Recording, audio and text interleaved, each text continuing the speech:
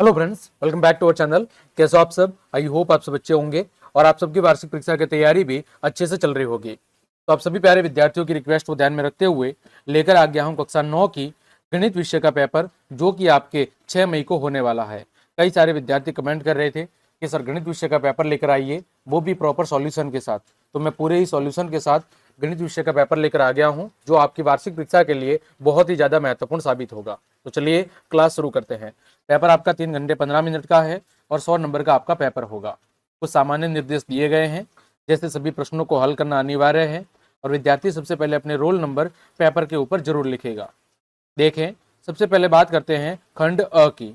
तो खंड ए के तहत कुल मिला के 10 बहुवैकल्पिक प्रश्न पूछे गए हैं। प्रत्येक प्रश्न आपका 1 नंबर का है। देखिए, पहला प्रश्न है, निम्न प्रश्नों के उत्तर का सही विकल्प चयन करके आपको कोष्टक में लिखना है। तो पहला है, निम्न में से अपरिमेय संख्या कौन सी है, यानी कि इर्रेशनल नंबर कौन सा है। तो इर्रेशनल नंबर वे नंबर्स होते हैं जिन्हें p बटा क्यू के रूप में व्यक्त नहीं किया जा सकता। क्योंकि परिमेय संख्या क्या होती है? परिमेय संख्या वे संख्या होती है जिन्हें p बटा क्यू के रूप में लिखा जा सकता है और q का मान 0 के बराबर नहीं होना चाहिए। लेकिन यहाँ पर आप ध्यान से देखेंगे तो √9 ये किसके बराबर होगा? ये 3/1 के बराबर होगा, यानी ये परिमेय है। फिर यहाँ पर देखो, √3 से √3 कट जाएगा, कितना बचेगा? 2/1, तो ये भी परिमेय है और 7/2 भी परिमेय है। तो अपरिमेय कौन सी है? √2 आपकी अपरिमेय संख्या है। दूसरा है आपका बिंदु 4,6 निर्देशांक की कोटि क्या है। बिंदु 4,6 निर्देशांक की कोटि क्या है? तो इसकी जो कोटि होगी, आप सबको पता है कि जो आपका y x का मान होता है वो कोटि होती है और x का मान होता है वो क्या होता है? भुज होता है। तो यहाँ पर भुज का मान 4 है, कोटि का मान 6 है, तो ऑप्शन नंबर 6 आपका सही है। आगे बात करें तीसरा, बहुपद 9x² + 3x + 4 में x² का गुणांक क्या है, यानी आपको x² का कोफिशिएंट पता करना है। तो यहाँ पर आपको अच्छे से दिख रहा होगा कि x² का गुणा किससे हो रहा है? 9 से हो रहा है। तो x² का जो गुणांक होगा वो कितना होगा? 9 होगा। तो ऑप्शन नंबर ए आपका सही जवाब है। चौथा है, 70 डिग्री कोण का संपूरक कोण कितना होता है, यानी आपको 70 डिग्री का सप्लीमेंट्री एंगल पता करना है। हमें पता है कि दो संपूरक कोणों का योग आपस में कितना होता है? 180 डिग्री होता है। कितना होता है? 180। तो यदि एक 70 डिग्री है, यदि एक 70 डिग्री है तो दूसरा कितना होगा? तो 180 में से 70 डिग्री को हम घटा देंगे तो जो एक कोण निकलेगा वो निकलेगा आपका 110 डिग्री। कितना निकलेगा? 110 डिग्री। तो संपूरक कोण वे दो कोण होते हैं जिनका योग आपस में कितना होता है? 180 डिग्री। फिर यहाँ पर पूछा होता पूरक कोण, तो दो पूरक कोणों का योग कितना होता है? तो दो पूरक कोणों का जो योग है वो होता है 90 डिग्री। आगे बात करें, पांचवा है, एक समबाहु त्रिभुज के सभी आंतरिक कोण कितने होते हैं? तो सभी आंतरिक कोण समबाहु त्रिभुज एक ऐसा त्रिभुज जिसकी तीनों भुजाएं आपस में समान होती है। जब तीनों भुजाएं आपस में समान है, उसके तीनों कोण भी आपस में समान होते हैं। तो प्रत्येक कोण कितना होगा? 60 डिग्री का। तो ऑप्शन नंबर सी आपका सही उत्तर होगा। अगला है छठा, चतुर्भुज के अंत कोणों का योग होता है। तो चतुर्भुज के चारों अंत कोणों का जो योग है वो 360 डिग्री होता है। कितना होता है? 360 डिग्री। सातवां है, वर्त की सबसे बड़ी जीवा कौन सी होती है? तो वर्त की जो सबसे बड़ी जीवा है उसे ही हम व्यास कहते हैं, और जो व्यास है वो त्रिज्या का हमेशा क्या होता है? त्रिज्या का हमेशा डबल होता है। आगे बात करें आठवां, शंकु का आयतन ज्ञात करने का सूत्र क्या है? तो शंकु का जो आयतन ज्ञात करने का सूत्र है वो है 1/3 पाई आर स्क्वायर एच। क्या है? 1/3 पाई आर स्क्वायर एच। ये आपके शंकु का आयतन ज्ञात करने का सूत्र है। पाई आर स्क्वायर आप सबको पता है वर्त का क्षेत्रफल ज्ञात करने का सूत्र है। बेलन का जो आपका बेलन का आयतन निकालने का सूत्र है वो है पाई आर स्क्वायर एच। ठीक है। अगला देखो, नब्बा है, वर्ग 50,60 की निम्न सीमा कितनी है? वर्ग 50,60 की जो निम्न सीमा है वो कितनी होगी? वो होगी 50। फिर 100 की घात 0 का मान कितना होगा? Value of 100 to power 0। तो किसी भी संख्या की यदि पावर 0 है तो उसका मान सदैव और सदैव कितना होता है? 1 होता है। आगे बात करें, फिल इन द ब्लैंक्स, रिक्त स्थानों की पूर्ति करो। पहला है, बिंदु 0,9 कौन से अक्ष पर स्थित है? तो यहाँ पर सीधी सी बात है, x का मान 0 है, y का मान 9 है, तो ये कौन से अक्ष पर स्थित होगा? तो ये आपका y एक्सिस पर स्थित होगा। सेकंड है बहुपद 3x² प्लस 2x प्लस 4 में p0 का मान कितना होगा। तो जहां पर x है वहां पर अगर हम 0 रख दे तो देखो 3x² का मतलब 0 का स्क्वायर, 2x की जगह 0 प्लस 4, तो उत्तर कितना आएगा 4। तो यहां पर कितनी वैल्यू होगी 4 होगी। आगे बढ़े तीसरा, दो चर वाले रेखिक समीकरण के कितने हल होते हैं। तो एक दो चर वाले रेखिक समीकरण के अनंत हल होते हैं। कितने हल होते हैं, अनंत हल होते हैं। आगे चौथा, एक बिंदु से अनंत सरल रेखाएं गुजर सकती है। एक बिंदु से अनंत सरल रेखाएं गुजर सकती है। पांचवा है शीर्षाभिमुख कोण कैसे होते हैं, शीर्षाभिमुख कोण आपस में समान होते हैं। फिर छठी है समांतर चतुर्भुज के सम्मुख कोण आपस में कैसे होते हैं, समांतर चतुर्भुज के सम्मुख कोण आपस में बराबर होते हैं। तो ये प्रश्न संख्या 2 था, जिसमें कुल मिला के 6 रिक्त स्थान पूछी गई थी, है ना। आगे बढ़ते हैं तीसरा, निम्न प्रश्नों के उत्तर एक अथवा दो पंक्ति के अंदर आपको लिखने हैं, एक अथवा दो पंक्ति में। पहला है 2x plus 3y plus 7 equal to 0 में x बराबर यदि 2 है तो y का मान कितना होगा। यानी आपको x की जगह कितना रखना है, 2 रखना है। तो देखो x की जगह 2 रखेंगे तो x बराबर 2 रखने पर, x बराबर 2 रखने पर, तो यहां पर देखो 2x की जगह 2 प्लस 3 y ज्ञात करना है, और ये प्लस का 7 है उधर जाएगा तो माइनस का 7, तो 3y बराबर माइनस का 7 माइनस का 4, तो y बराबर माइनस का 11 बट्टे में 4। उत्तर कितना आएगा, y का मान आएगा आपके माइनस का 11 बट्टे में 3। कितना आएगा, माइनस का 11 बट्टे में 3 आ जाएगा। आगे बढ़े दूसरा, बिंदु -4, 3 की x अक्ष से दूरी लिखो। तो जो y निर्देशांक का मान होता है वही x अक्ष से दूरी होती है। तो यहाँ पर y का मान 3 है, तो x अक्ष से दूरी कितनी होगी, तो x अक्ष से जो दूरी होगी वो होगी प्यारे विद्यार्थियों 3 इकाई। कितनी होगी, 3 इकाई। तीसरा है 1 और 2 के बीच में 2 प्रीमेय संख्या लिखनी है। किसके बीच में, 1 और 2 के बीच में। तो 1 और 2 के बीच में आप कोई भी लिख सकते हैं, दो प्रीमेय संख्या। जैसे पहली आप लिख सकते हैं 1 और 2 के बीच में क्या आएगा, 1.5 आएगा। दूसरी क्या लिख सकते हैं, 1.5 को आप क्या लिख सकते हैं, 3/2 भी लिख सकते हैं। और आप लिख सकते हैं जैसे 1.25 लिख सकते हैं।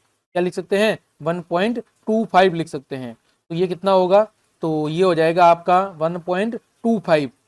तो ये आप लिख सकते हैं 5/4 भी आप लिख सकते हैं, 125/100, तो 5/4। हाँ, ये भी क्या है आपकी, ये आपकी 1 और 2 के बीच की दो प्रीमेय संख्या है। आगे देखो छठा समीकरण 3x प्लस 5y बराबर 6 को ax plus by plus c बराबर 0 के रूप में लिखना है। तो यहाँ पर देखो क्या करेंगे, ये जो प्लस का 6 है इसका इधर पक्षांतरण कर लेंगे, तो क्या बनेगा, तो समीकरण बनेगा 3x प्लस 5y माइनस 6 बराबर 0। यहाँ पर a का मान 3 होगा, b का मान प्लस का 5 होगा और c का मान माइनस का 6 हो जाएगा। आगे देखो पांचवा, हीरोन का सूत्र लिखना है। तो हीरोन का सूत्र आप सबको पता है। पहले हम किसका मान निकालेंगे, अर्ध परिमाप s का। क्या होता है, a प्लस बी प्लस सी बटे में 2 होता है। फिर हमें यदि एरिया निकालना है तो एरिया निकालने के लिए हम क्या करेंगे, एरिया निकालने के लिए आप सबको पता है रूट s माइनस ए, s माइनस बी और s माइनस सी, ये हीरोन का सूत्र हो जाएगा। अगला छठा देखो लिखा हुआ है त्रिज्या 7 सेंटीमीटर के गोले का संपूर्ण पृष्ठीय क्षेत्रफल निकालना है। तो गोले का संपूर्ण पृष्ठीय क्षेत्रफल निकालने का सूत्र क्या होता है, मैं इधर लिख रहा हूं, वो होता है 4πr²। कितना होता है, 4πr² होता है। तो यहाँ पर देखो 4 पाई की जगह 22/7, r की जगह कितना है 7 × 7, तो 7 से 7 कट जाएगा, 22 चौक 88, 88 का 7 से गुणा करना है। तो अगर आप 88 का 7 से गुणा करोगे तो जो भी मान आएगा लिख लेना। अगर पूरा नहीं निकालना है तो आप इसको पाई के पदों में भी लिख सकते हैं, है ना। तो यहाँ पर देखो मैं गुणा करके अगर आपको बताऊं तो कितना आएगा, 22 गुणा 22 चौक 88, 88 गुणा 7 करना है, 88 गुणा 7 आएगा 616 सेंटीमीटर स्क्वायर। ये आ जाएगा आपके गोले का संपूर्ण पृष्ठीय क्षेत्रफल। सातवें में चित्र में x का मान निकालना है। इसका मान पता करना है आपको x का मान यहाँ पर पता करना है। देखो x का मान कैसे निकालेंगे, यहाँ पर एक सरल रेखिक युग्म है और हमें पता है कि सरल रेखिक युग्म के अंदर यहाँ पर क्या होगा, x प्लस 45 डिग्री बराबर 180 डिग्री। तो x का मान कितना आएगा, 180 डिग्री माइनस 45 डिग्री। तो x बराबर कितना आएगा, 135 डिग्री। कितना आएगा, x का मान आ जाएगा आपका 135 डिग्री। फिर 8वां है मूल बिंदु के निर्देशांक लिखो। आप सबको पता है 0 0 होते हैं। अगला 9वां भुजा कोण भुजा सर्वागसमता नियम लिखिए। क्या लिखना है, भुजा कोण भुजा सर्वागसमता नियम। देखो यहाँ पर SAS मतलब यदि एक त्रिभुज की दो भुजा और एक संगत कोण, यदि दूसरे त्रिभुज की दो संगत भुजा और उनके बीच के कोण के आपस में बराबर है तो दोनों त्रिभुज भुजा कोण भुजा सर्वागसमता के नियम से आपस में क्या होंगे, सर्वागसम होंगे। ये बात आपको लिखनी है। देखो भुजा कोण भुजा यानी एक त्रिभुज की दो भुजा और एक कोण दूसरे त्रिभुज की दो भुजा और एक कोण के यदि आपस में बराबर है तो दोनों त्रिभुज आपस में SAS नियम से क्या होंगे, सर्वागसम होंगे। 10वां है समांतर चतुर्भुज की कोई दो विशेषता लिखनी है। किसकी, समांतर चतुर्भुज की। तो प्यारे विद्यार्थियों पहली विशेषता आप लिख सकते हैं कि सम्मुख भुजाएं बराबर होती है और कैसी होती है, समांतर होती है। तो पहली विशेषता आप लिखेंगे यहाँ पर, तो यहाँ पर मैं लिख लेता हूं प्यारे बच्चों। पहली विशेषता कि जो सम्मुख भुजाएं हैं, आमने सामने की जो भुजाएं हैं, सम्मुख भुजाएं कैसी होती है, सम्मुख भुजाएं समान एवं समांतर होती है, पहली विशेषता।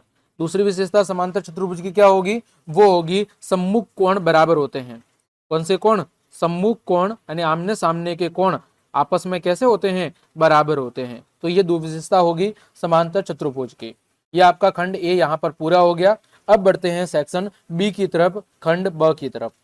प्रश्न संख्या 4 है 1/में √7 - 2 के हर का क्या करना है, आपको परिमेयकरण करके बताना है। तो देखें हम इसका परिमेयकरण कैसे करेंगे, इसको मैं अलग पेज पर सॉल्व करवा के आपको बता देता हूं। चलिए यहां पर बात करते हैं प्रश्न संख्या 4 की, है ना। प्रश्न संख्या 4 की हम बात करते हैं। तो यहां पर मैं लिख रहा हूं प्रश्न संख्या 4, प्रश्न क्रमांक 4 क्या दिया हुआ है आपको, 1/√7 - 2 के हर का परिमेयकरण करना है। तो यहां पर लिखेंगे हर का परिमेयकरण करने पर, क्या लिखेंगे, हर का परिमेयकरण करने पर। तो क्या करेंगे हम, 1/में √7 - 2 गुणा √7 + 2 बटे में √7 + 2। यहां पर ऊपर वाली संख्या का 1 से गुणा होगा तो ऐसा का ऐसा होगा √7 + 2, नीचे बनेगा a - b और a + b। क्या होता है प्यारे विद्यार्थियों, होता है a² - b²। तो यहां पर लिखेंगे √7 का स्क्वायर - 2 का स्क्वायर। आप चाहे तो यहां पर लिख सकते हैं, चूंकि a - b a + b बराबर a² - b² से, है ना। तो यहां पर क्या हो जाएगा, √7 + 2 बटे में 7 - 4 7 - 4। तो इसका जो सॉल्यूशन आएगा प्यारे बच्चों वो आएगा √7 + 2 बटे में 3। यही आपका अभीष्ट हल होगा। ठीक, आगे बढ़ते हैं। इसी का अगला प्रश्न है वो है बहुपद py बराबर y² + y + 1 के लिए p0 और p1 का मान आपको ज्ञात करके बताना है। तो प्यारे दोस्तों यहां पर हम p0 का मान निकालेंगे। तो p0 बराबर जहां y है वहां पर 0 रखना है, तो 0 का स्क्वायर प्लस 0 + 1 तो कितना हो जाएगा 1। फिर p1 का मान कितना होगा, 1 का स्क्वायर प्लस 1 + 1 तो कितना हो जाएगा, ये हो जाएगा आपका 3। कितना हो जाएगा, 3 हो जाएगा। छठा देखो समीकरण 2x + y बराबर 7 के आपको 3 हल ज्ञात करके बताने हैं। देखें इसको मैं अलग पेज पे सॉल्व करवाता हूं। प्रश्न संख्या 6 है, कितना है, प्रश्न संख्या 6 आपके सामने दिया हुआ है 2x + y बराबर 7। तो यहां पर y बराबर क्या होगा, 7 - 2x। क्या होगा, y बराबर 7 - 2x। यहां पर एक सारणी बना लेंगे x और y की। आपको 3 मान निकालने हैं, हम 3 मान आपको निकालकर अभी बताते हैं। बिल्कुल सरल प्रश्न है। सबसे पहले हम क्या करेंगे, यहाँ पर मैं लिख लेता हूं x बराबर 0 पर, तो y बराबर कितना होगा 7 माइनस 2 गुणा 0, 7 माइनस 0 यानी कि 7। जब हमने x बराबर 0 रखा तो y का मान प्यारे बच्चों 7 आ गया। फिर x बराबर 1 पर, तो y बराबर 7 माइनस 2 गुणा 1, तो प्यारे बच्चों 7 में से 2 जाएगा तो कितना आएगा 5, यानी x बराबर 1 रखा तो y का मान 5 आएगा।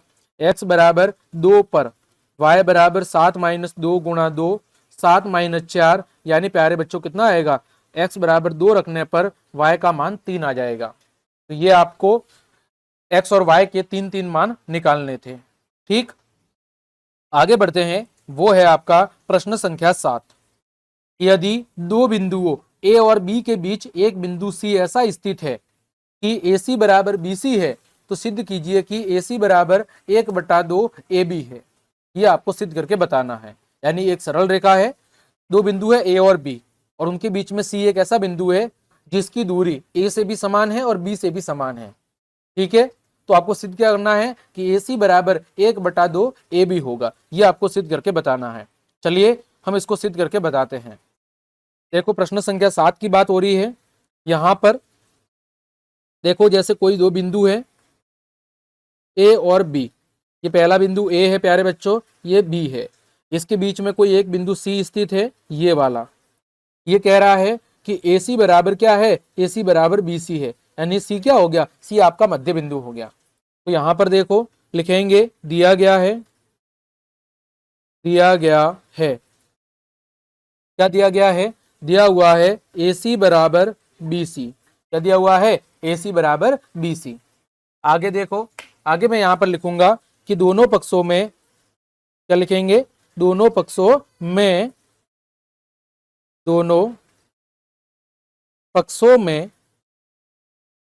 AC जोड़ने पर, दोनों पक्षों में AC जोड़ने पर, तो यहां पर क्या होगा, AC प्लस AC, और यहां पर होगा BC plus AC। AC plus AC कितना हो गया प्यारे बच्चों, 2AC बराबर, ये किसके बराबर हो गया, देखो BC प्लस AC, तो ये बराबर हो गया AB के, है ना। अब देखो AC बराबर कितना हो जाएगा, 1/2 AB हो जाएगा, और यही हमें सिद्ध करके बताना था, हैंस प्रूव, है ना, यही हमें सिद्ध करके भी बताना था। आगे बढ़े प्रश्न संख्या 8 की तरफ।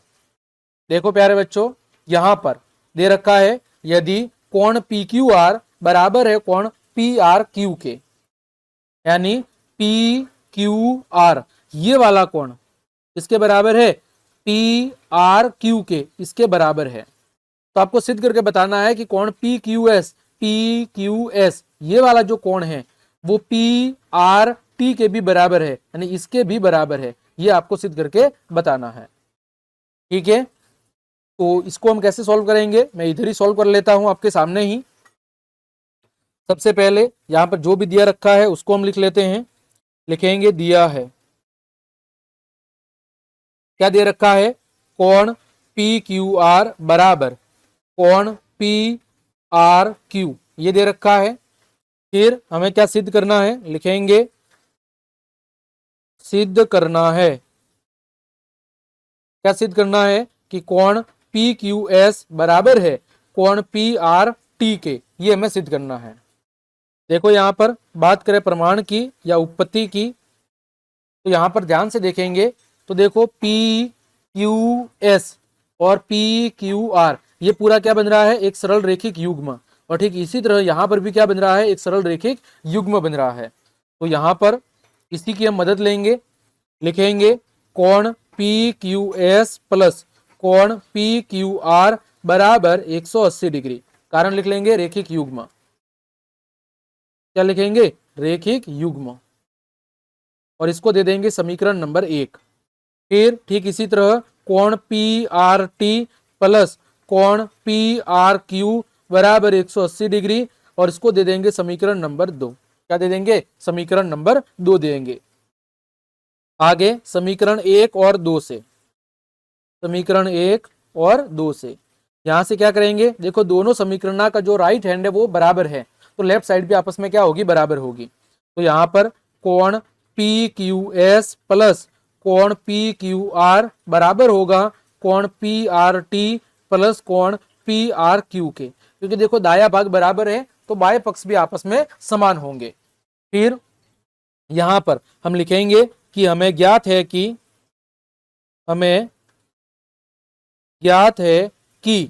कोण आपका पी क्यू आर वो बराबर किसके दिया हुआ है, कोण पी आर क्यू के, ये बराबर प्रश्न में दे रखा है ना।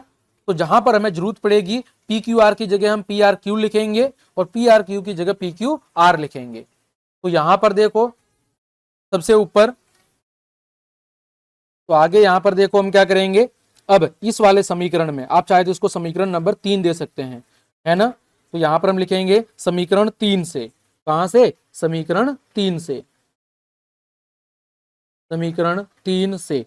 तो यहां पर देखो पी क्यू एस और पी क्यू आर ये ऐसा का ऐसा लिख देंगे, तो पी क्यू एस प्लस कोण पी क्यू आर बराबर, अगले वाले भाग में क्या था, पी आर टी, तो पी आर टी की जगह पी आर टी लिखेंगे, लेकिन पी आर क्यू की जगह हम क्या लिख देंगे, पी क्यू आर लिख देंगे, पी आर क्यू की जगह हम पी क्यू आर लिख देंगे, है ना। अब देखो यहां पर दोनों पक्षों में से किसको घटाना है, पी क्यू आर को घटाना है, लिखेंगे दोनों पक्षों से पी क्यू आर को घटाने पर, दोनों पक्षों से कोण पी क्यू आर को घटाने पर, देखो दोनों पक्षों से पी क्यू आर को घटाएंगे तो इधर क्या बचेगा, पी क्यू एस बराबर, इधर क्या बचेगा, पी आर टी बचेगा, और यही हमें सिद्ध करना था, हैंस प्रूव, ये हमें सिद्ध करके भी बताना था। ठीक है प्यारे बच्चों, आगे बढ़ते हैं प्रश्न संख्या 9 की तरफ। यहां पर देखो एक रेखाखंड AB पर, एक रेखाखंड AB पर AD और BC दो बराबर लंब रेखाखंड है, कौन कौन, AC और AD और BC, देखो AD ये बराबर है किसके, BC के, और ये दोनों लंब है किस पर, AB पर। दर्शाइए कि CD रेखाखंड AB को समद्विभाजित करता है, यानी आपको सिद्ध करना है OC बराबर OD, ये आपको सिद्ध करके बताना है ना। तो चलिए इसी को भी मैं यहां पर ही सॉल्व करवा देता हूं।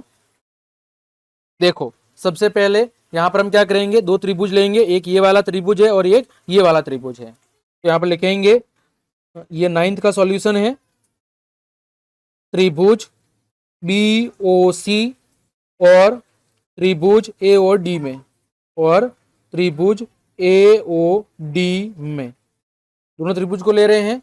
यहां पर देखो क्या क्या चीज दे रखी है वो पहले लिख लेते हैं। यहां पर कोण B और कोण A बराबर है, दोनों 90 डिग्री है, लिखेंगे कोण OBC बराबर है आपके कोण OAD के, बराबर में कितना है, 90 डिग्री। ठीक, फिर कोण BOC बराबर है कोण AOD के, BOC बराबर है कोण AOD के, क्यों बराबर होगा, कारण होगा आपका शीर्षाभिमुख कोण, कौन सा कोण होगा, शीर्षाभिमुख कोण, शीर्षाभिमुख कोण। ठीक, अगला आपका BC बराबर AD, ये पहले से दिया हुआ है, तो BC बराबर AD ये दिया है ना। तो देखो यहां पर दो भुजा और एक कोण है, तो लिखेंगे यहां पर क्या है, आपके दो कोण और एक भुजा है, सॉरी, तो लिखेंगे यहां पर कौन सा नियम लगेगा आपका, ASA कोण भुजा कोण सर्वागसमता नियम से, कोण भुजा कोण सर्वागसमता से क्या होगा, त्रिभुज आपका BOC ये सर्वागसम होगा त्रिभुज AOD के। ठीक है, अब जब दोनों त्रिभुज आपस में सर्वागसम है तो हमें पता है कि जो OB है वो किसके बराबर होगा, OA के बराबर होगा, OB है वो OA के बराबर होगा, किससे, बाय CPCT, यानी सर्वागसम त्रिभुजों के संगत भाग आपस में बराबर होते हैं।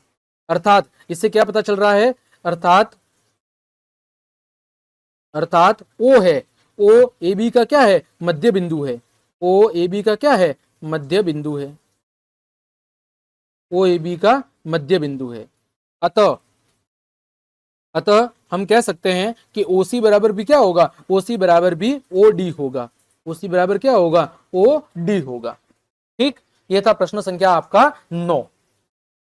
आगे बढ़ते हैं। प्रश्न संख्या 10 दिया हुआ है, दर्शाइए कि एक समचतुर्भुज के विकर्ण परस्पर लंब होते हैं। देखो, समचतुर्भुज एक ऐसा चतुर्भुज जिसकी चारों भुजाएं आपस में समान होती है, उसे हम कहते हैं समचतुर्भुज।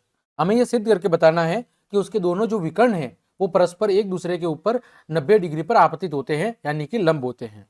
देखें कैसे सॉल्व करेंगे। यहां पर बात हो रही है प्रश्न संख्या 10 की। तो सबसे पहले आपको एक समचतुर्भुज का चित्र बनाना पड़ेगा ताकि आपको पता लग सके कि हम कैसे इसको सॉल्व करेंगे। यहाँ पर मैं एक समचतुर्भुज का चित्र बना रहा हूँ। यहाँ पर चारों भुजाएं आपको समान बनानी है, ऐसा दिखना चाहिए कि चारों भुजाएं समान है ना। तो कुछ इस तरह का मैंने चित्र एक बना लिया और फिर आपको यहाँ पर दो विकर्ण खींचने हैं। ये आप ऐसे विकर्ण खींच लेना दो, है ना। ये दो हो गए विकर्ण। अब इसके नाम दे देते हैं, जैसे ए, बी, सी और डी। ये इसका बीच का केंद्र बिंदु हो गया ओ, और ये दोनों भाग आपस में क्या होंगे, बराबर होंगे, ये हम जानते हैं। देखो सबसे पहले हम यहाँ पर क्या लिखेंगे, लिखेंगे कि त्रिभुज, यहाँ पर दो त्रिभुज ले रहे हैं, ए ओ डी और त्रिभुज सी ओ डी, ये वाला ए ओ डी ये वाला और सी ओ डी ये वाला, ये अभी हम ले रहे हैं। तो देखो सबसे पहले त्रिभुज ए ओ डी और त्रिभुज सी ओ डी में, दोनों त्रिभुज हमने लिए। अब देखो यहां पर ओ ए बराबर ओ सी, ओ ए बराबर ओ सी की बात हो रही है। तो देखो ओ ए बराबर ओ सी, यानी कि समांतर चतुर्भुज के जो विकर्ण हैं वो परस्पर क्या होते हैं, समद्विभाजित होते हैं। तो ये ओ ए बराबर क्या होगा, ओ सी होगा। आप चाहे तो यहां पर लिख सकते हैं समांतर चतुर्भुज के विकर्ण। क्या लिखेंगे, समांतर चतुर्भुज के विकर्ण, समांतर चतुर्भुज के विकर्ण ये आपस में क्या होते हैं, समद्विभाजित होते हैं। फिर ओ डी बराबर ओ डी, कौन सी भुजा है, उभयनिष्ठ भुजा है, ठीक है, ये उभयनिष्ठ है। फिर आगे ए डी बराबर सी डी, ए डी बराबर सी डी, ए डी बराबर सी डी, ये पहले से दिया हुआ है क्योंकि ये कौन सा त्रिभुज है, समचतुर्भुज है, और समचतुर्भुज की चारों भुजाएं आपस में समान होती है। अतः यहां पर त्रिभुज ए ओ डी सर्वाग्र सम है त्रिभुज सी ओ डी के। कौन से नियम से, तो लिखेंगे एस एस एस, सर्वाग्र समता नियम से, एस एस एस, भुजा भुजा भुजा सर्वाग्र समता नियम से, ठीक। इसीलिए जब दोनों त्रिभुज सर्वाग्र सम है तो हमें पता है कि सर्वाग्रसम त्रिभुजों के संगत भाग आपस में बराबर होते हैं। तो ए ओ डी बराबर होगा सी ओ डी के, कहां से, बाय सीपीसीटी, सर्वाग्रसम त्रिभुजों के संगत भाग आपस में समान होते हैं। अब देखो आगे लिखेंगे परंतु, परंतु आपका कोण ए ओ डी प्लस कोण सी ओ डी बराबर 180 डिग्री होना चाहिए। क्यों, क्योंकि यहां पर क्या है, एक रेखिक युग्म है। तो यहां पे लिखेंगे रेखिक युग्म, रेखिक युग्म, और हमें पता है रेखिक युग्म के दोनों कोणों का योग कितना होता है, 180 डिग्री होता है। इसलिए इसीलिए और अभी हमने सिद्ध किया कि एओडी है वो सीओडी के बराबर है। तो यहां पर एओडी प्लस सीओडी की जगह क्या रखा, एओडी बराबर 180 डिग्री। तो क्या हो गया, दो कोण एओडी बराबर 180 डिग्री। यहां से पता चला एओडी बराबर 90 डिग्री, एओडी बराबर 90 डिग्री। तो एओडी बराबर 90 डिग्री है, इसका मतलब क्या है कि समचतुर्भुज को जो विकर्ण है वो परस्पर क्या है, लंब है। लिखेंगे अतः समचतुर्भुज के विकर्ण, समचतुर्भुज के विकर्ण परस्पर क्या है, परस्पर लंब है। और यही हमें सिद्ध करके भी बताना था, ठीक। ये हो गया आपका प्रश्न संख्या 10। आगे बढ़ते हैं, आगे बात करेंगे हम प्रश्न संख्या 11 की। देखें प्रश्न संख्या 11 आपके सामने क्या दिया हुआ है। तो प्रश्न संख्या 11 आपके सामने दिया हुआ है, दर्शाइए कि वर्त की बराबर जीवाएं केंद्र पर बराबर कोण अंतरित करती है। क्या बोल रहा है कि एक वर्त की दो बराबर जीवाएं केंद्र के ऊपर बराबर कोण बनाती है, यह आपको सिद्ध करके बताना है। तो देखें, इसको भी मैं यहां पर आपको सॉल्व करके बता देता हूं। प्रश्न संख्या बात हो रही है 11 की। किसकी बात हो रही है? प्रश्न संख्या 11 की यहां पर बात हो रही है। तो सबसे पहले हमें एक वर्त बनाना पड़ेगा। क्या बनाना पड़ेगा? सबसे पहले हमें यहां पर एक वर्त बनाना पड़ेगा। तो यहां पर मैं एक वर्त बना लेता हूं। देखें, यहां पर एक अपन अच्छे से वर्त बना लेते हैं। ये हमने एक बना लिया वर्त, ठीक है। अब देखो, वर्त बना लिया, ये हो गया इसका केंद्र बिंदु। हमें क्या करनी है? सबसे पहले यहाँ पर दो जीवाओं की रचना करनी है। तो यहाँ पर मैं एक पहले व्यास खींच लेता हूं, कोई भी एक। हमने ये खींच दिया व्यास, यहाँ पर ये खींच दिया व्यास जो इसके केंद्र से होकर जाएगा। फिर आगे आगे हम यहाँ पर क्या करेंगे? दो समान जीवाओं की रचना करेंगे। तो यहाँ पर मैंने एक जीवा खींच दी, समझ लीजिए ये, और एक जीवा मैंने खींच दी ये मैंने दो जीवा भी खींच दी। अब इसको मैंने यहां से केंद्र बिंदु ओ से मिला दिया और इसको भी मैंने केंद्र बिंदु ओ से मिला दिया। अभी मैं समझाऊंगा। देखो, इस बिंदु का नाम ओ दे दिया, हमने दो जीवा खींची है, एक का नाम है ए बी, ये बराबर है किसके? जीवा सी डी के, इसका नाम दे दिया सी डी, है ना। अब देखो, सबसे पहले क्या दिया हुआ है वो यहां पर मैं लिख लेता हूं। लिखेंगे दिया है, दिया है। क्या दे रखा है? दे रखा है ए बी बराबर सी डी है, यानी जीवा कैसी है? समान है। लिखेंगे समान जीवा। क्या लिखेंगे? समान जीवा। आगे देखो, यहां पर हमें सिद्ध क्या करना है? सिद्ध ये करना है कि ए ओ बी और कोण आपका सी ओ डी, ये दोनों कोण आपस में बराबर है। ये आपको क्या करना है? सिद्ध करना है। यही तो सिद्ध करना है कि समान जीवाएं केंद्र पर समान कोण अंतरित करती है। तो ये सिद्ध करना है, तो यहाँ पे लिख देंगे सिद्ध करना है। क्या लिखेंगे? सिद्ध करना है। क्या सिद्ध करना है? कोण ए ओ बी बराबर है कोण सी ओ डी के, ये हमें सिद्ध करके बताना है। तो यहां पर हम दो त्रिभुज लेंगे, त्रिभुज ए ओ बी और त्रिभुज सी ओ डी में, त्रिभुज ए ओ बी और त्रिभुज सी ओ डी के अंदर। देखो, यहां पर ए बी बराबर सी डी ये दे रखा है, दिया है। फिर ओ बी बराबर ओ सी, है ना, या ओ ए बराबर ओ, यहां पर ओ ए बराबर ओ सी भी लिख सकते हैं। तो ओ सी बराबर ओ ए, क्या कारण है? त्रिज्या। और फिर आपकी ओ सी बराबर क्या है? ओ बी भी है, ओ सी बराबर ओ बी भी है। तो ये भी आप लिख सकते हैं, है ना। तो ओ सी बराबर ओ बी, ये क्या है? ये भी आपकी त्रिज्या है।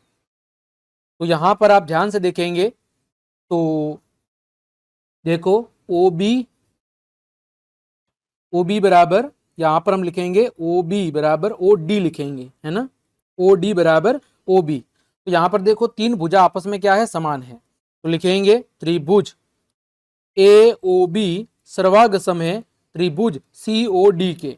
कौन से नियम से? तो एस एस एस सर्वागसमता नियम से, एस एस एस सर्वागसमता नियम से।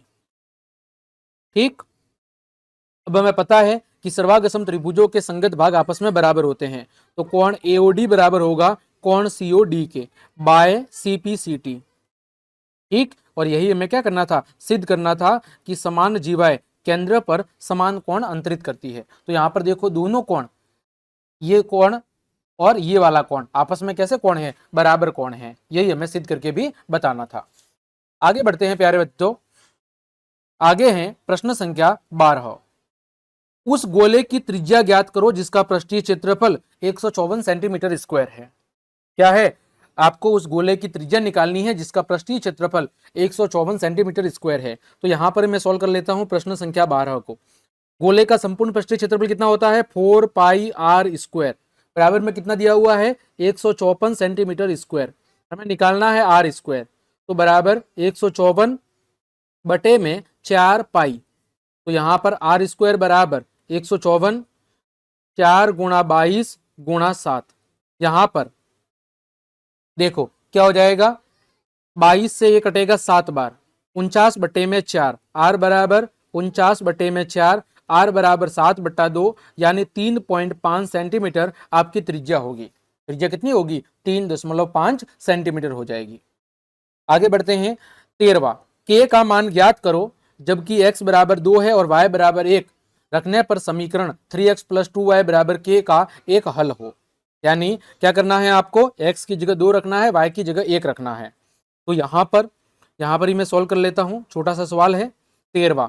देखो 3x की जगह 2, फिर 2 y की जगह 1 बराबर k।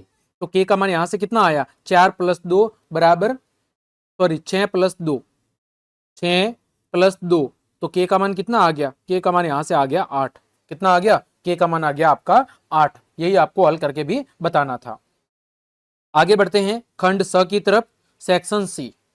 देखिए प्रश्न संख्या 14 है, सरल कीजिए कोई दो, इन तीनों में से कोई दो को आपको सोल्व करके बताना है। तो यहां पर देखो पहले के अंदर आधार समान है और घातें अलग अलग है। तो मैं पता है कि गुणा करते समय आधार समान होने पर घातें क्या होती है, जुड़ती है। तो इसका जो सॉल्यूशन होगा क्या हो जाएगा, यहां पर 2 की घात 1/3 प्लस 1/5, घातें जुड़ जाएगी। आपको एलसीएम लेके सॉल्व करना है। तो यहां पर 2 की घात एलसीएम कितना आएगा, 15। तो 3 पंजे 15, 5 + 3, तो यहां पर इसका सॉल्यूशन आ जाएगा 2 की घात 8/15। कितनी आ जाएगी, 2 की घात 8/15 आ जाएगी। दूसरे में घात की भी घात दी हुई है, तो क्या हो जाएगा, गुणा हो जाएगा। तो 1/3 की घात 3 गुणा 7, तो 1/3 की घात 21, ये इसका हल हो जाएगा।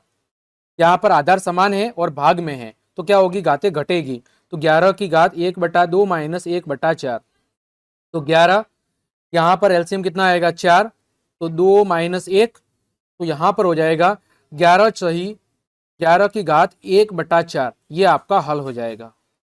ठीक, आगे बढ़ते हैं प्रश्न संख्या 15। त्रिभुज एबीसी एक समद्विबाहु त्रिभुज है। कैसा है, समद्विबाहु, जिसकी कोई भी दो भुजा आपस में समान है, जिसमें ए बी बराबर ए सी है, ए बी भुजा ए सी के बराबर है। एपी लंब बीसी, आपको एपी पर लंब बीसी की रचना करनी है और दर्शाना है कि कोण बी है वो कोण सी के बराबर होगा। देखिए इसको कैसे सॉल्व करेंगे। यहां पर प्रश्न संख्या 15 की हम बात कर रहे हैं, प्रश्न संख्या 15। तो यहां पर सबसे पहले हमें एक समद्विबाहु त्रिभुज बनाना पड़ेगा। तो यहां पर मैं एक सबसे पहले समद्विबाहु त्रिभुज बना लेता हूं ताकि चीजें आपको अच्छे से समझ में आ सके। तो यहां पर देखो, इसका नाम दे दिया ए, इसका दे दिया बी, इसका दे दिया सी। फिर मैं बीसी पर एक लंब खींचना था, ए पी, ये हो गया लंब। फिर मैं दिया हुआ है ए बी भुजा है वो ए सी के क्या है, बराबर है ना। तो देखिए इसको सॉल्व कैसे करेंगे। यहां पर सबसे पहले दो त्रिभुज है, यहां पर त्रिभुज ए पी बी और त्रिभुज ए सी पी। तो लिखेंगे त्रिभुज ए पी बी तथा त्रिभुज ए सी पी में। ठीक, देखो कोण ए पी बी बराबर कोण ए पी सी बराबर 90 डिग्री, क्योंकि ये कोण भी 90 डिग्री है और ये भी 90 डिग्री है ना। कारण क्या है, कारण लिखेंगे ए पी लंब है बी सी पर, फिर ए बी बराबर ए सी, ये प्रश्न में पहले से दिया है। ठीक, फिर ए पी बराबर ए पी, ये क्या है, उभयनिष्ठ भुजा है, ये उभयनिष्ठ है।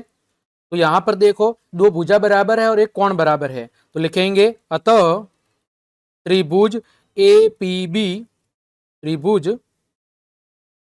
ए पी बी सर्वागसम है त्रिभुज ए सी पी के। कौन से नियम से, लिखेंगे आर एच एच सर्वागसमता नियम से, यानी समकोण कर्ण भुजा नियम से, सर्वागसमता से, समकोण कर्ण भुजा नियम से। इसीलिए कोण बी बराबर क्या होगा, कोण सी होगा, क्योंकि ये क्या है, ये संगत कोण है। कौन से कोण है, संगत कोण।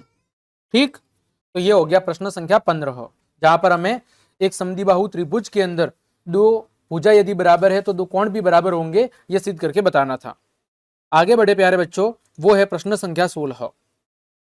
आपके सामने दे रखा है केंद्र ओ वाले एक वृत्त पर तीन बिंदु ए बी और सी इस प्रकार है कि बीओसी बराबर 30 डिग्री है और कोण एओबी बराबर 60 डिग्री है। यदि चाप एबीसी के अतिरिक्त वृत्त पर डी एक बिंदु है तो आपको कोण एडीसी ज्ञात करके बताना है। कौन सा कोण? कोण एडीसी, ये वाला कोण आपको ज्ञात करके बताना है कि ये कोण कितना होगा, है ना। तो देखो इसको सॉल्व कैसे करेंगे, बिल्कुल सरल है, यहां पर जगह नहीं है, मैं अगले पेज पे ही सॉल्व करवाता हूं, है ना। देखो यहां पर बात हो रही है प्रश्न संख्या 16 की, इसकी बात हो रही है प्रश्न संख्या 16 की। तो सबसे पहले आपको चित्र बना के तो बताना पड़ेगा। चलिए हम चित्र बता देते हैं। ये बना दिया हमने चित्र, है ना। फिर यहाँ पर त्रिभुज भी बनाना पड़ेगा। कुछ इस तरह चित्र दिया हुआ है, जैसा प्रश्न में दे रखा है वैसा ही हम यहाँ पर बना लेंगे। ये कुछ इस तरह से चित्र दिया हुआ है। अब देखो इनके नाम क्या दिए हुए हैं, ये ए है, ये सी है, ये बी है और ये डी है। ये दे रखा है 60 डिग्री और ये दे रखा है आपका 30 डिग्री, है ना। देखो कैसे सॉल्व करेंगे इसको। यहाँ पर क्वेश्चन नंबर 16 की बात हो रही है, तो यहाँ पर हम सबसे पहले लिख देंगे कि चाप AC द्वारा, चाप AC के द्वारा केंद्र पर अंतरित कोण, केंद्र पर अंतरित कोण जो दिया हुआ है वो आप लिख लेना, मैं बार बार नहीं लिखा रहा हूं, जो चीज दे रखी है वो आप लिख सकते हैं। या तो मैं बता भी देता हूं कि क्या क्या दिया हुआ है। यहाँ पर आप चाहे तो लिख सकते हैं कि कोण BOC बराबर 30 डिग्री दे रखा है तथा आपका कोण AOB वो कितना दे रखा है, वो दे रखा है 60 डिग्री। कितना दे रखा है? 60 डिग्री ये दिया है ना, ये दिया है। और ज्ञात क्या करना है? कोण ADC ज्ञात करना है, ये भी आप लिख सकते हैं। तो यहाँ पर चाप AC के द्वारा केंद्र पर जो अंतरित कोण है वो कितना होगा, तो वो देखो हो जाएगा कोण AOC बराबर, चाप AC के द्वारा केंद्र पर अंतरित कोण कौन सा है? कोण AOC। AOC किसके बराबर होगा? AOB के और BOC के। तो AOB प्लस कोण BOC, तो यहाँ पर कोण AOC बराबर हो जाएगा 60 डिग्री प्लस 30 डिग्री। तो ये कितना हो गया? कोण AOC बराबर हो गया आपका 90 डिग्री। ठीक है, फिर हम लिखेंगे कि हम जानते हैं कि, क्या लिखेंगे? हम जानते हैं कि, लिखेंगे हम जानते हैं कि, हम जानते हैं कि वृत्त के किसी चाप द्वारा, वृत्त के किसी चाप द्वारा केंद्र पर अंतरित कोण, केंद्र पर अंतरित कोण वृत्त के शेष भाग के, वृत्त के शेष भाग के किसी बिंदु पर, किसी बिंदु पर अंतरित कोण का क्या होता है? दुगुना होता है। ठीक है, इसका मतलब क्या है कि AOC लिखेंगे, इसलिए जो AOC है वो डबल किसका है? AOD का। तो लिखेंगे कोण ADC बराबर 1/2 कोण AOC। तो 1/2 AOC का मान कितना है? 90 डिग्री। तो यहां से ADC का मान वो कितना हो जाएगा? वो हो जाएगा आपका 45 डिग्री। कितना हो जाएगा? वो हो जाएगा आपका 45 डिग्री हो जाएगा। ठीक, ये हो गया आपका प्रश्न संख्या 16, जिसमें हमें कोण ADC का मान ज्ञात करके बताना था। आगे बढ़ते हैं प्रश्न संख्या 17। कार्तीय निर्देश तंत्र में निम्न बिंदु किस चतुर्थांश अथवा अक्ष पर स्थित है वो आपको बताना है। तो यहां पर देखो पहला मान दिया हुआ है 0,3। आप सबको पता है x का मान 0 है और y का मान 3 है, तो ये कौन से अक्ष पर होगा? तो ये होगा आपके y अक्ष पर। ये निर्देशांक कहां पर होगा? y अक्ष पर। दूसरा है 3 और -1, तो ये कौन से चतुर्थांश में होगा? ये होगा आपके फोर्थ चतुर्थांश में। फिर 6 और 4 दोनों प्लस में है, ये कौन से चतुर्थांश में होगा? फर्स्ट चतुर्थांश में। ये दोनों माइनस में है, तो ये कौन से चतुर्थांश में होगा? ये होगा आपके तीसरे चतुर्थांश में। आगे बढ़ते हैं, प्रश्न संख्या 18। एक त्रिभुज का क्षेत्रफल ज्ञात करो जिसकी दो भुजाएं 8 सेंटीमीटर और 11 सेंटीमीटर है और जिसका परिमाप दे रखा है 32 सेंटीमीटर। तो देखें, हीरोन के सूत्र का उपयोग करते हुए हम इसको सॉल्व करेंगे। प्रश्न संख्या 18 को, क्वेश्चन नंबर है वो है आपका 18। देखो, सबसे पहले हमारे पास दो भुजा दे रखी है। दो भुजा कौन कौन सी दे रखी है? तो यहां पर लिखेंगे, दिया है प्रथम भुजा ए बराबर 8 सेंटीमीटर तथा द्वितीय भुजा बी बराबर 11 सेंटीमीटर है। ठीक है, और क्या दे रखा है? परिमाप बराबर ए प्लस बी प्लस सी बराबर वो कितना दे रखा है? वो दे रखा है 32 सेंटीमीटर। तो यहां पर परिमाप 8 प्लस 11 प्लस सी बराबर 32 सेंटीमीटर। तो सी का मान कितना आ जाएगा? 32 माइनस 19 है ना, तो सी बराबर आ जाएगा 13 सेंटीमीटर।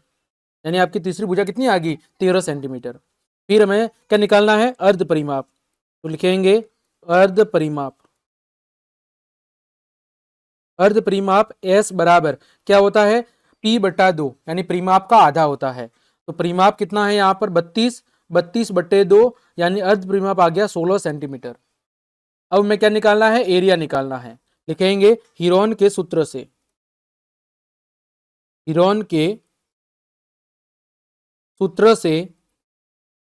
त्रिभुज का क्षेत्रफल, हीरोन के सूत्र से त्रिभुज का क्षेत्रफल। तो एरिया बराबर यहां पर क्या होगा? अंडरवुड एस माइनस ए, एस माइनस बी और एस माइनस सी होगा, है ना।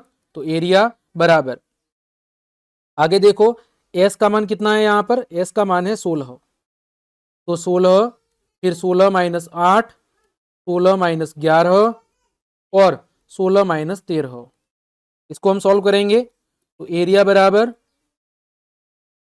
यहां पर अंडरवुड में 16 गुणा 8 गुणा 5 गुणा 3, है ना। तो इस सब का गुणा करेंगे, कितना आएगा? 1920 आएगा। और 1920 का जो एलसीएम है वो कितना आएगा? तो इसका जो एलसीएम निकाल के सॉल्व करेंगे, सॉरी इसका वर्गमूल निकाल के सॉल्व करेंगे तो वो आएगा 8√30, ठीक है, सेंटीमीटर स्क्वायर। कितना आएगा? 8√30 वर्ग सेंटीमीटर। ये हो जाएगा आपके त्रिभुज का क्षेत्रफल। इसका क्षेत्रफल त्रिभुज का क्षेत्रफल हो जाएगा। आगे बढ़ते हैं, प्रश्न संख्या 19 खंड द के तहत। प्रश्न संख्या 19 आपको क्या करना है? गुणनखंड करने हैं किसी तीन के। आपको क्या करना है? आपको किसी तीन के यहां पर गुणनखंड करके बताने हैं। ठीक है, देखो पहला है 2x² प्लस 7x प्लस 3। इसके क्या करने हैं आपको? गुणनखंड। तो देखें इसके गुणनखंड कैसे करेंगे हम। प्रश्न संख्या 19 की बात हो रही है। प्रश्न संख्या 19 पहला, 19 का पहला क्या दे रखा है? 2x² plus 7x plus 3। तो यहां पर देखो 2x² प्लस 7x के क्या टुकड़े हो सकते हैं? 6x प्लस x, क्योंकि 6x और x को जोड़ेंगे तो 7x, गुणा करेंगे तो 6x² प्लस 3। फिर यहां से 2x कॉमन हो गया, क्या बचेगा? x plus 3। यहां से प्लस 1 कॉमन आ जाएगा, x प्लस 3। यहां से x प्लस 3 कॉमन आ जाएगा, पीछे बचेगा 2x प्लस 1। क्या बचेगा? पीछे बच जाएगा आपका 2x प्लस 1। तो इसके जो गुणनखंड होंगे वो होंगे 2x प्लस 1 और आपका x प्लस 3। ये इसके दो गुणनखंड हो जाएंगे। आगे बढ़ते हैं, इसी का जो दूसरा दे रखा है वो x² माइनस y² बटे में 100 दे रखा है। तो यहां पर a² माइनस b² बराबर a प्लस बी और a माइनस बी से, इससे हम क्या करेंगे? इसको सॉल्व करेंगे। a माइनस बी और a प्लस बी के सूत्र से इसको हम सॉल्व करके यहां पर बताएंगे। तो देखो यहां पर a माइनस बी और a प्लस बी, तो x माइनस वाई बट्टे 10 और x प्लस वाई बट्टे में 10, ये इसका क्या हो जाएगा, इसके गुणनखंड हो जाएंगे। ठीक, आगे बढ़ते हैं तीसरा। इसी के अंदर तीसरा दे रखा है 27 Y cube plus 125 Z cube. तो यहां पर कौन सा सूत्र लगेगा, यहां पर सूत्र लगेगा a cube plus B cube बराबर क्या होता है, a प्लस बी ब्रैकेट में a square minus A B plus B square से, है ना। तो इसको मैं कैसे लिखूंगा, इसको लिखूंगा 3y का क्यूब प्लस 5z का क्यूब। तो देखो क्या होगा इसका हल, a प्लस बी यानी कि 3y प्लस 5z, फिर गुणा में a स्क्वायर मतलब 3y का स्क्वायर माइनस ए बी यानी 3y गुणा 5z प्लस बी स्क्वायर यानी कि 5z का स्क्वायर।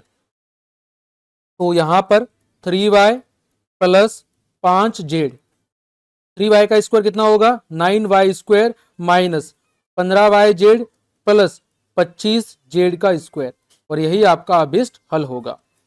ठीक, ये हो गया प्रश्न संख्या आपका 19। आगे बढ़ते हैं, आगे बात करेंगे प्रश्न संख्या 20 की। देखिए प्रश्न संख्या 20 क्या दे रखा है, वो दे रखा है एबीसीडी एक समांतर चतुर्भुज है। एबीसीडी क्या है, एबीसीडी आपका एक समांतर चतुर्भुज है और एपी और सी क्यू शीर्षों ए और सी से विकर्ण बीडी पर क्रमश लंब है।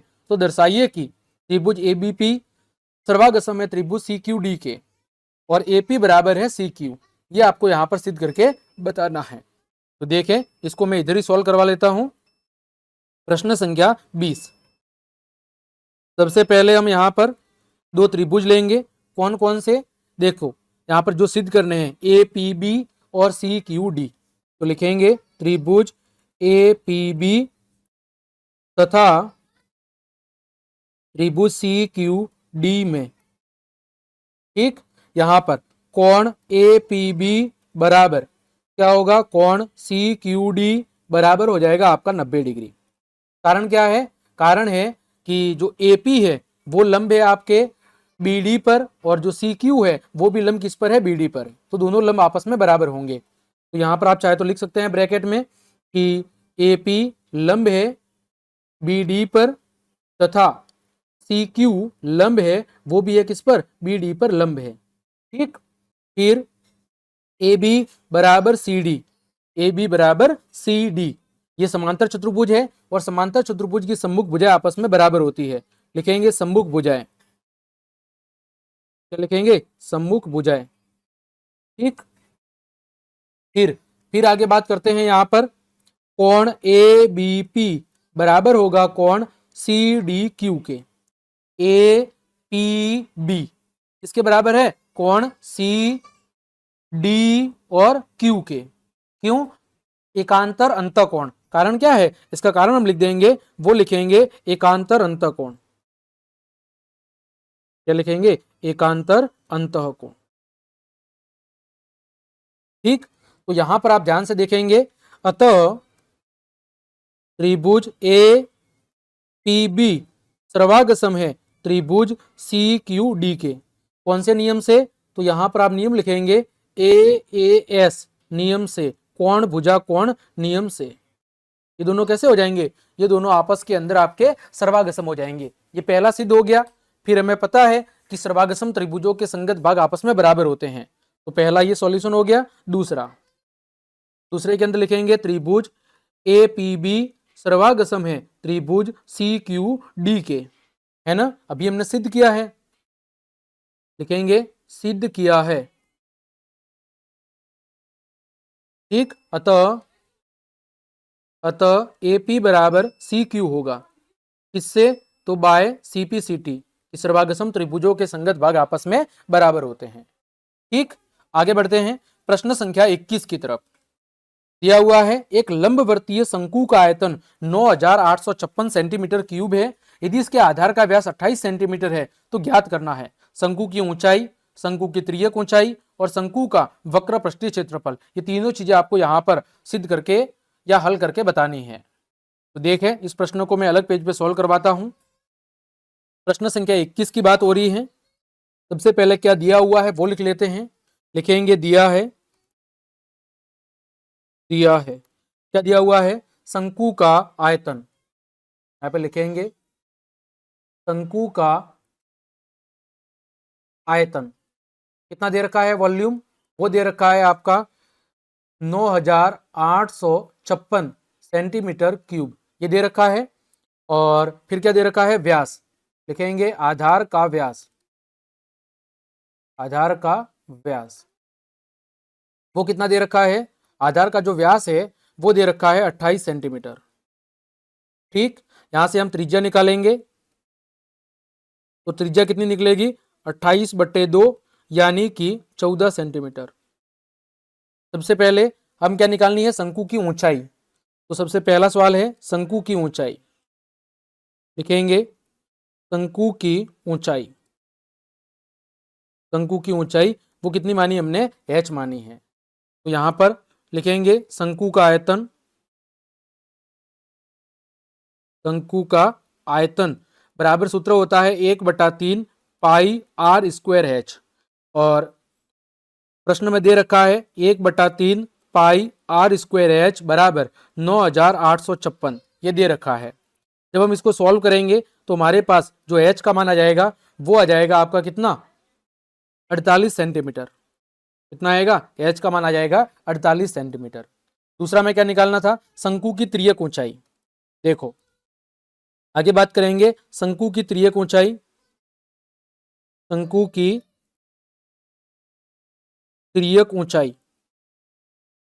क्या होती है, l। और हमें पता है कि सूत्र क्या होता है, एल स्क्वायर बराबर R square plus H square. तो एल स्क्वायर बराबर आर का मान है 14 का स्क्वायर, एच का मान है 48 का स्क्वायर। तो एल स्क्वायर बराबर 14 का स्क्वायर होता है 196, 48 का होता है 2304। दोनों को जोड़ेंगे कितना हो जाएगा, 2500, है ना। तो यहां से एल का मान कितना निकलेगा, √2500। तो एल का मान आ जाएगा आपका 50 सेंटीमीटर। तिर्यक ऊंचाई कितनी आ गई, 50 सेंटीमीटर। अब मैं क्या निकालना था, शंकु का वक्र पृष्ठीय क्षेत्रफल। आगे तीसरा था, वो था शंकु का वक्र पृष्ठीय क्षेत्रफल। शंकु का वक्र पृष्ठीय क्षेत्रफल, और वो क्या होता है हमें पता है, पाई आर एल होता है। तो पाई 22/7, आर की जगह 14, एल की जगह कितना आ गया 50। 7 से 14 कटेगा 2 बार, 22 दूनी 44, 44 गुणा 50, ये कितना हो जाएगा 2200 सेंटीमीटर स्क्वायर। ये क्या हो गया, शंकु का वक्र पृष्ठीय क्षेत्रफल हो गया। ठीक, आगे बढ़ते हैं। आगे बात करते हैं प्रश्न संख्या 22 की। क्या दे रखा है, यहां पर एक राज्य के विधानसभा के चुनाव में विभिन्न राजनीतिक पार्टियों के द्वारा जीती गई सीटों के परिणाम नीचे दिए हुए हैं। मतदान के परिणामों को निरूपित करने वाला आपको एक दंड आलेख बनाना है और किस राजनीतिक पार्टी ने अधिकतम सीटें जीती है वो बताना है। अथवा में दे रखा है, एक पार्क में खेल रहे विभिन्न आयु वर्गों के बच्चों की संख्या का एक यादृच्छिक सर्वेक्षण करने पर प्राप्त निम्नलिखित आंकड़ों को निरूपित करने वाला क्या बनाना है, आपको एक आयत चित्र यहां पर बना के बताना है। ठीक है, जिनके मान यहां पर दिए हुए हैं। तो चलिए इन दोनों प्रश्नों के सॉल्यूशन को मैं आपके सामने बताता हूं। तो देखें यहां पर इनके सॉल्यूशन 22 के पहले वाले का है, वो ये है। आपको क्या करना है, एक्स अक्ष पर मतदान को लेना है, मतदान के परिणाम को, और वाई अक्ष पर क्या लेना है, जीती गई सीटें। और आपको एक उपयुक्त पैमाना लेना है। वाई अक्ष के लिए 1 इकाई बराबर 10 सीटें, और आपको क्या करना है, एक आलेख बनाना है। जैसे यहाँ पर देखो, वाई अक्ष पर हमने राजनीतिक पार्टी ली है, और सॉरी एक्स अक्ष पर राजनीतिक पार्टी ली है, और वाई अक्ष पर क्या लिया है, उनके द्वारा जीती गई सीटें लिखी है। और यहाँ पर वाई अक्ष पर हमने 1 इकाई बराबर कितनी सीटें ली है, 10 सीटें ली है। और यहाँ पर आयताकार दंड है, और आयताकार दंड समान लंबाई की होती है, और उनके बीच के अंदर समान दूरियां भी मौजूद होती है। और यहाँ पर हम ध्यान से देखेंगे तो राजनीतिक पार्टी ए ने सबसे ज्यादा यहाँ पर सीटें जीती है। फिर इसके अथवा के अंदर जो बी वाला आलेख दिया हुआ है, यहाँ पर देखो, यहाँ पर आंकड़ों के अंदर अलग अलग चौड़ाई के वर्ग अंतराल है। क्योंकि देखो 1 से 2, 2 से 3, फिर 3 से 5, 5 से 7, 7 से फिर 10, फिर 10 से 15, 15 से 17, यानी वर्ग अंतराल बराबर नहीं है। तो प्रति 1 वर्ष के अंतराल पर बच्चों के अनुपात की गणना हम निम्नानुसार कर सकते हैं। ये देखो आयु दी हुई है और बारंबारता। फिर वर्ग की चौड़ाई हम मानेंगे, जो भी वर्ग की चौड़ाई इनके बीच का अंतर है वो वर्ग की चौड़ाई होगी। और फिर हम आयत की लंबाई ज्ञात करेंगे। ठीक है, देखो 5 गुणा 1 बटे में 1, फिर 3 गुणा 1 बटे में 1। हम क्या करेंगे, आयत की लंबाई यहां से ज्ञात कर लेंगे। फिर यहाँ पर हम क्या करेंगे, एक्स अक्ष के ऊपर बच्चों की आयु लेंगे और वाई अक्ष पर हम प्रति 1 वर्ष के अंतराल पर बच्चों का अनुपात लेते हुए आयत का चित्र यहाँ पर बना देंगे। जैसे यहाँ पर देखो एक्स अक्ष पर हमने आयु वर्षों में ली है और वाई अक्ष पर हमने बच्चों की संख्या ली है। इस तरह यहाँ पर आप एक आलेख आसानी से बना सकते हैं। तो प्यारे विद्यार्थियों, इस तरह आज की इस क्लास के अंदर हमने कक्षा 9 गणित विषय के संपूर्ण पेपर के हर एक प्रश्न को बहुत अच्छे से समझा है।